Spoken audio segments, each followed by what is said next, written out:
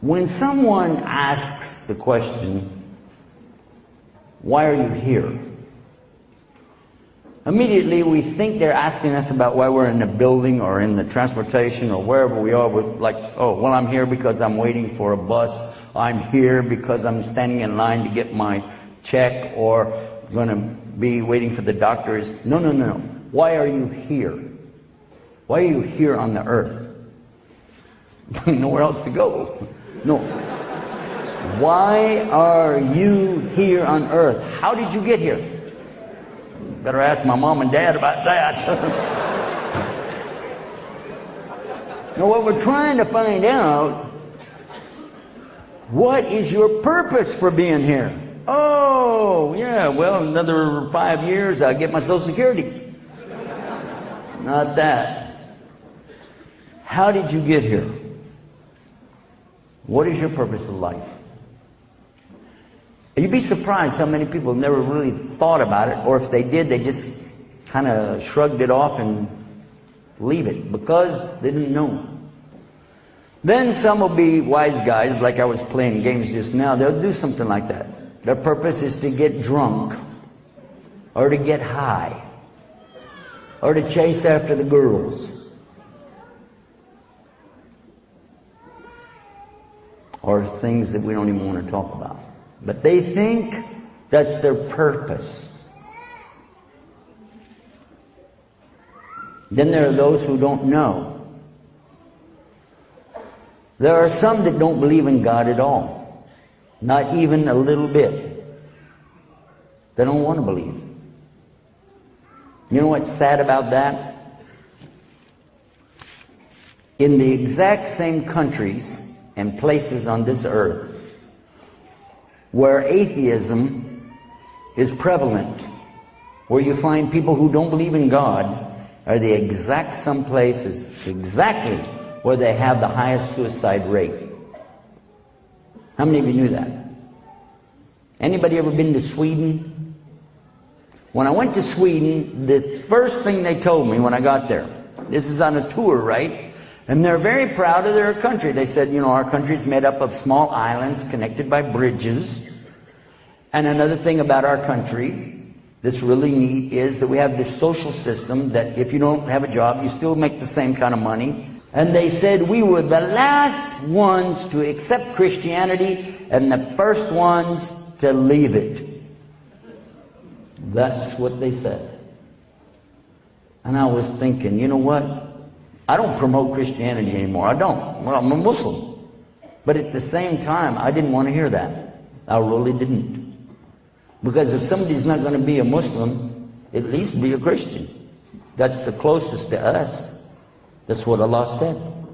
The closest to us that you will find are those who stand and cry to Allah in the night, and they say they are what? Christians. Allah spoke about them in the Quran in Surah Al-Imran, a verse that most of you have heard or maybe even memorized, but you only memorized half of it. كُنْتَنْ خَيْرَ أُمَّةٍ أُخْرِجَتْ لِلنَّاسِ تَأْمُرُونَ بِالْمَعْرُوفِ وَتَنْهَوْنَ عَنِ الْمُنكَرِ وَتُؤْمِنُونَ بِاللَّهِ. What's the rest of it? Anybody know? One person out of what? 500-600 folks here today. Let me tell you where it is. I want you to go home and this is your assignment tonight. Chapter 3, verse 110. Surah Al-Imran, verse 110. Because the rest of it said, and if the people of the book had believed, it would be better for them. And from them you will find those who have Iman, faith in Allah. But most of them are, and it doesn't call them kafir. It does not call them kuffar. It calls them fasikun. Fasik, which means what? Disobedient, breaking the commandments. And I asked some preachers what they thought about this verse. And when I explained it to them, they said, that's true. You ought to see my congregation. Exactly. So, I'm mentioning this Because when somebody tells me they become an atheist, that doesn't impress me. If they said I was a Christian and I left Christianity to believe in nothing, I think, boy, did you go backwards.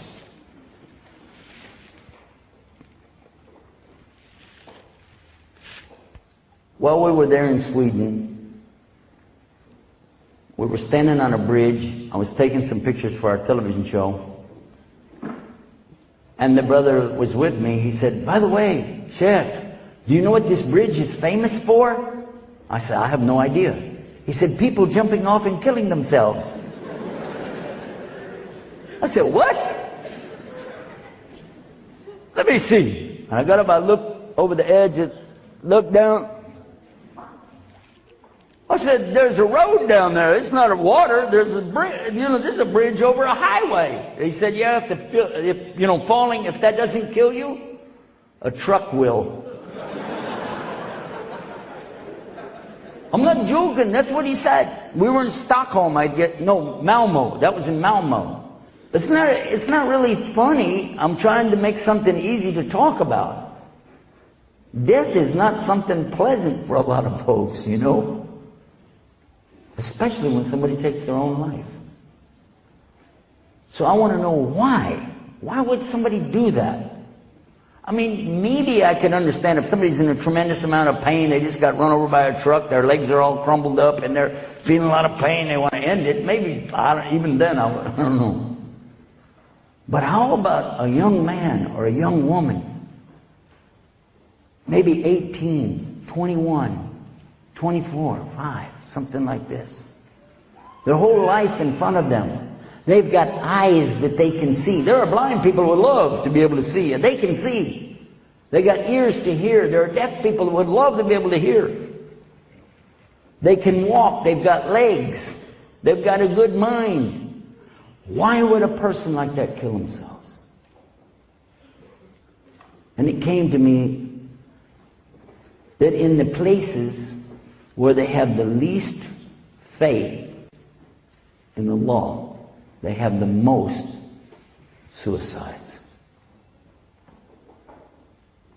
So I began to talk to the people there in Sweden, and I told them, I said, you know what, you got a lot of good things in your country, no doubt about it. But one thing you guys need, you need to believe in something and stop killing yourselves.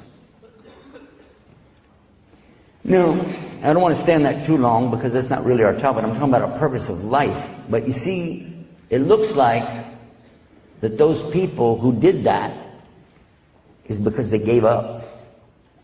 The things that they wanted most in life,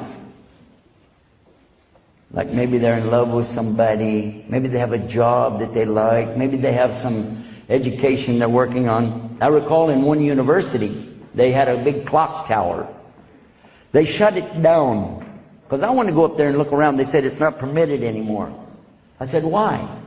They said because after the report cards come out, many of the students would crawl up to the clock tower and jump out and kill themselves because they had failed and they didn't want to go back and show their parents wasted the money. That's too much. In other words, when you don't see what you want in this life, you just end it, you finish it. For a Muslim, or a Christian for that matter, or a Jew, we would never really imagine how somebody would want to kill themselves. Because those are the people that are never going to get out of hellfire. Ever. Killing yourself?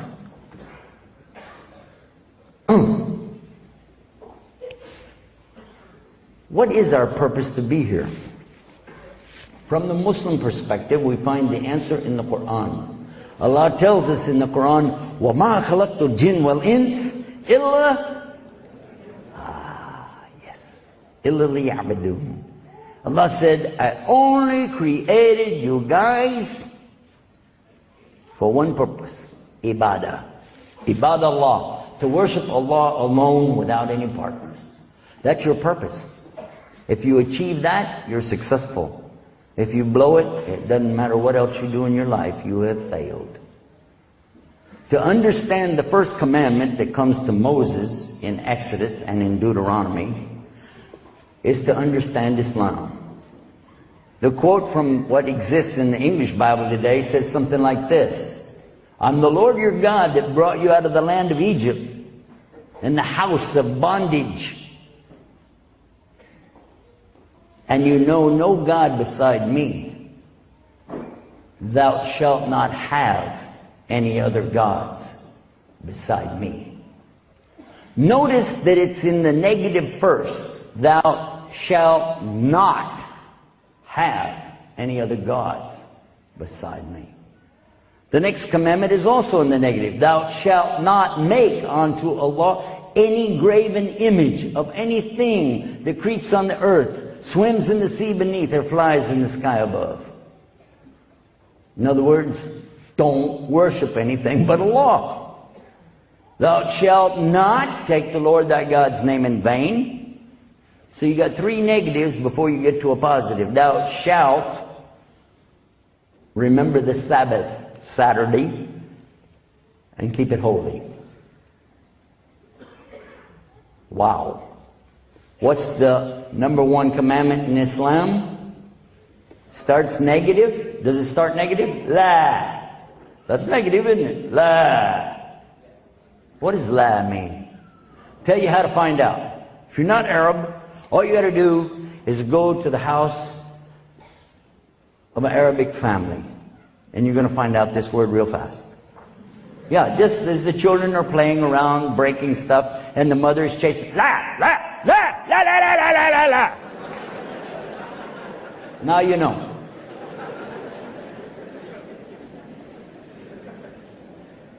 La ilaha.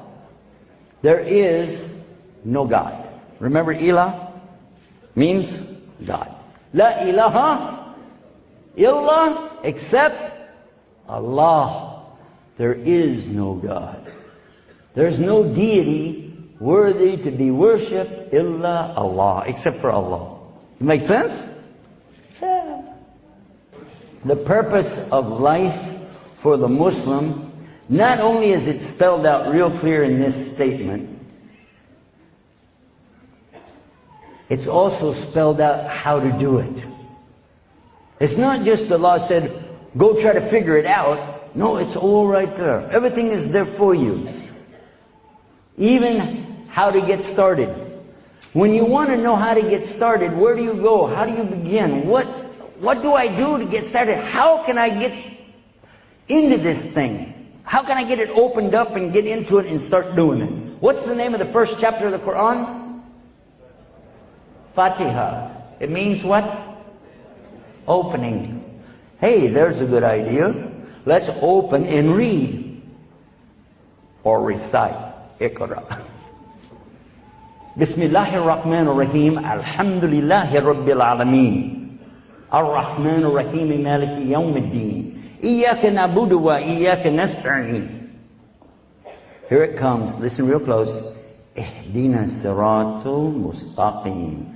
And that phrase, Ihdina siratul mustaqim, Prophet ﷺ said about that there is a verse in the Quran that Allah never revealed in previous scripture. And it's in Surah Fatiha. Ihdina siratul mustaqim. What does it mean? It means, Allah, guide us to the straight path.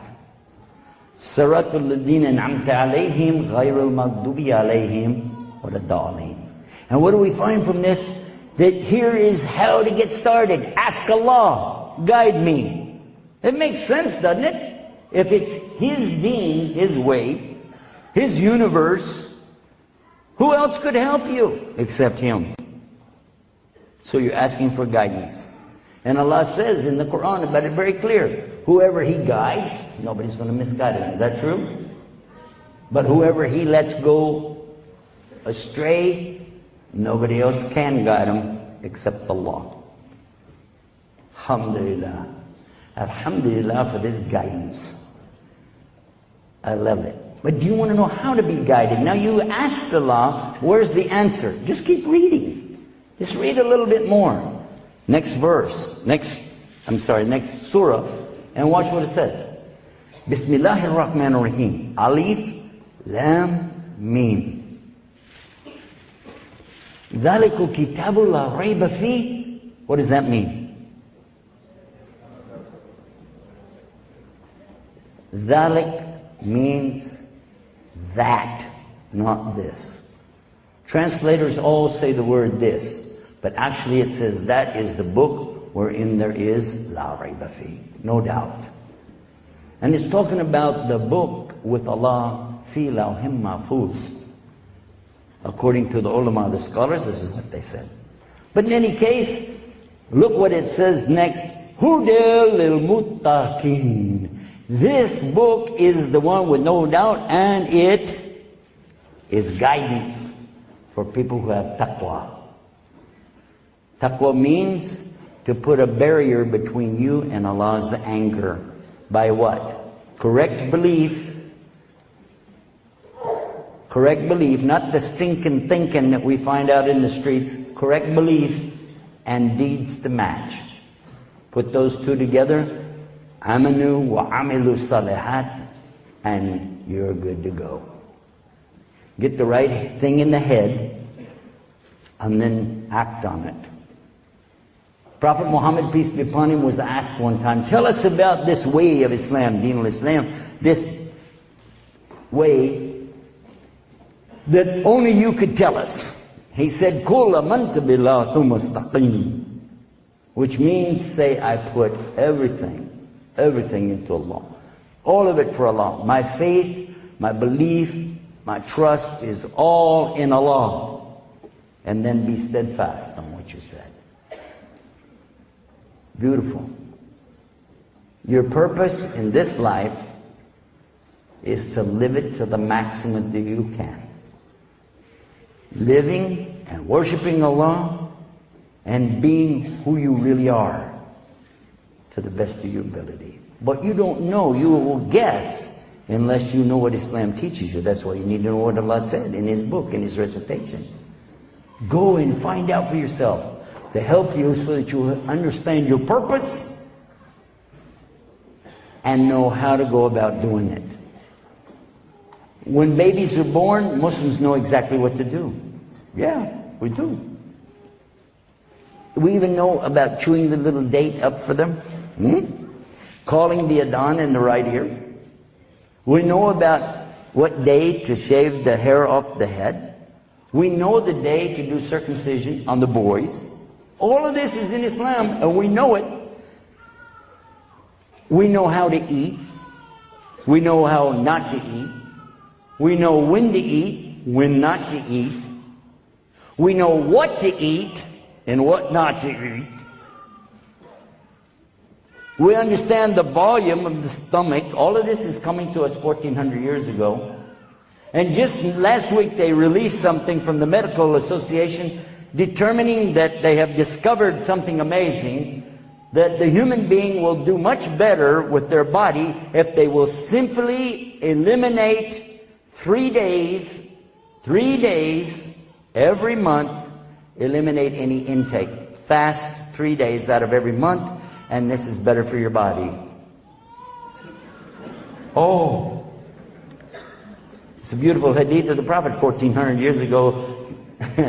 He used to fast Mondays and Thursdays, and sometimes he would fast 3 days out of every month. He encouraged us to fast 3 days out of every month. Oh, that's nice. The doctor is going to reinforce that. He also insisted that we would use the miswak, the stick which cleans your teeth. Today, again, the Medical Association has determined that that's the best ingredient to put in their toothpaste now. It's about $5 a tube. It's called Dr. Muhammad's toothpaste. And you scrub your teeth with it. They said in the report, I read the report, it comes with the toothpaste. You can take it out and read it. It said it will clean your teeth and the gums, removing the tartar and the plaque. Listen to this. Without any damage, because there's no abrasive. It will also clean your tongue, give you nice breath, and and aid your digestion. The only difference is that little stick, you can buy it in Mecca, Medina for about 10 cents, 50 cents, something like that. You don't have to spend $5 for that tube, plus you get a free brush. Think about it.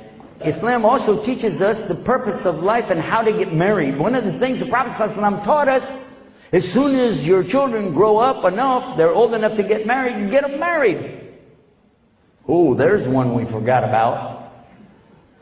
Well, they need to get their BA, okay? And then there's the master's degree, and they need a PhD. They need their degrees, you know. How many of you in here have fallen for that one? Huh? Be honest, come on, man. Yeah, I thought so. I'll put it this way. How many of you have been influenced one way or the other by that from somewhere in your family? Now raise your hand. Yeah, there we go. It's tough. You want to get married? Parents say, no, you got to get another degree. How many of you would like to know the secret on how to get real degrees the easy way? Real degrees the easy way. Like to know how? I'm going to reveal it to you now. Ready? Go to the local pharmacy and buy a thermometer. It's loaded with degrees.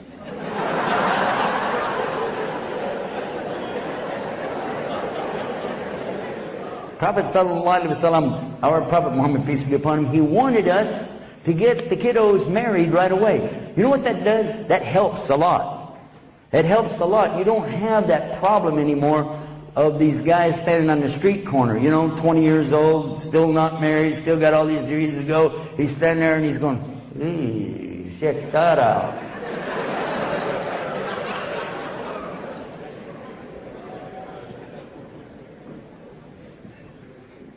Now, Ali radiallahu anhu told us, if I'm not making a mistake, I believe that he told us that Muslims are allowed one look. You can get one look because you need to know. You can't just walk in and bump into people. So you can look up, you know, okay, that's a woman over there. Because Allah told us in Quran, tell the believing men, lower their gaze and guard their private parts. So one day we're standing there, right? Some of us, you know, and all of a sudden, one of the brothers, he's going. And we go, Abdullah, what are you doing? He said, don't bother me, I didn't blink yet. One look.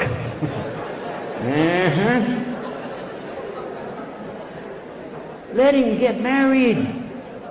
Come on, that's what Islam is about. It's not just saying, wow, that's a sunnah. No. That's what it means. That's what you're supposed to do. That's your purpose. Say, well, my kids will never get rich and be able to give me that big house that I need. Oh, okay. Is that the one that you're buying on credit with a riba attached to it that you got a fatwa for? Okay. Whoops. Whoops. Yeah, right. The more you break the commandments of Allah, the more you're not really serving your purpose anymore. I want to ask you a question. You know what that is? It's a ballpoint pen.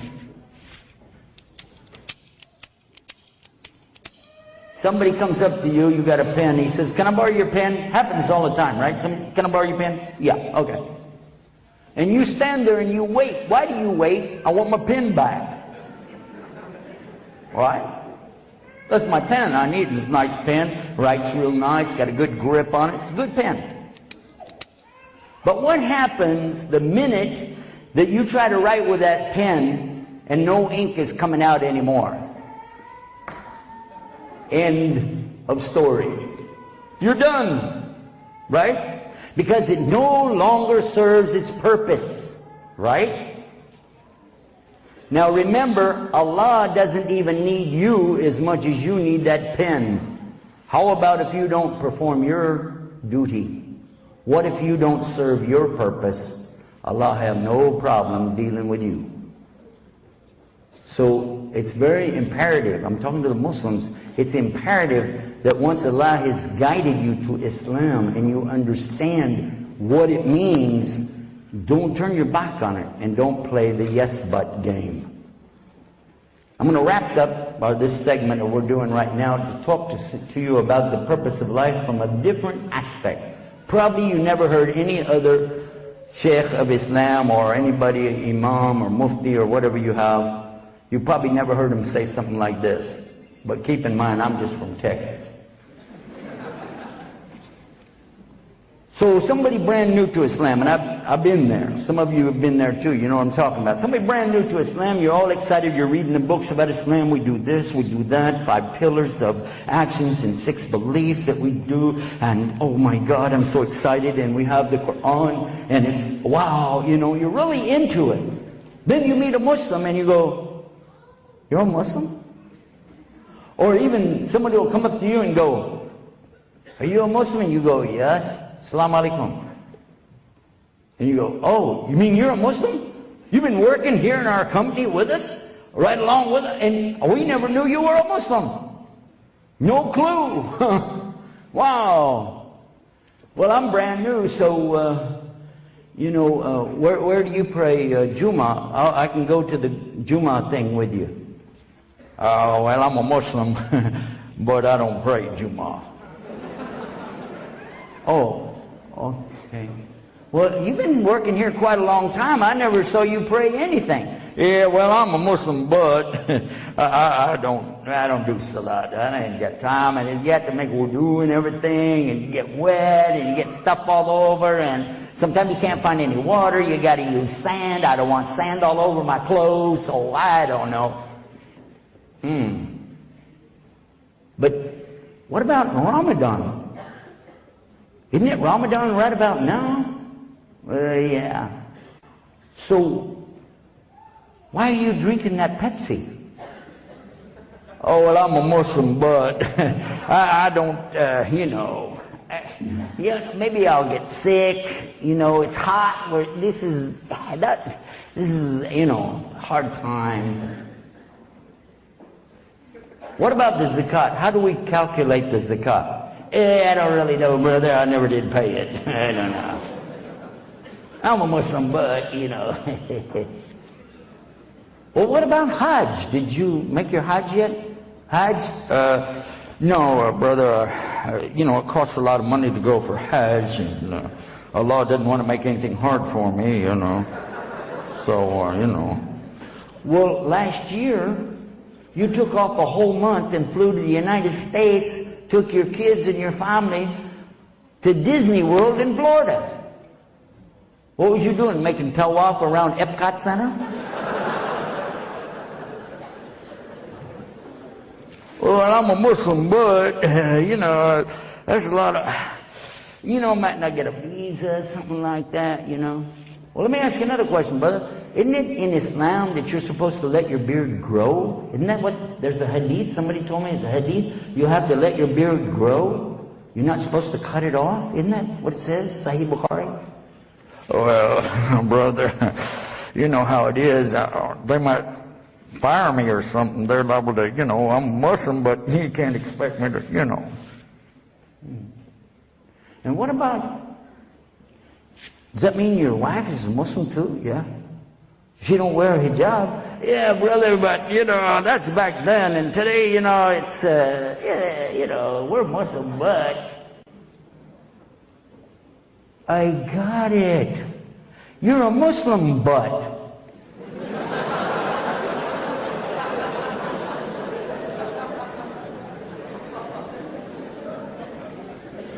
That's a start. Just need some legs, a body, some arms, a head, and you can be a whole Muslim. MashaAllah! Instead of just a Muslim butt. And basically that's the way a lot of us today are treating our deen. I hope, and I'm praying to Allah, that the words that were said here tonight will have a real impact on us so that we can have a more positive tomorrow. Because that's the reason I came all the way here to New Zealand. Because that purpose of life is something that came to me very late in my life, but alhamdulillah, Allah gave it to me. I'm real thankful to Allah for the Muslim who took the time for 3 months to help me to better understand this complete way of fulfilling my purpose and duty to my Lord.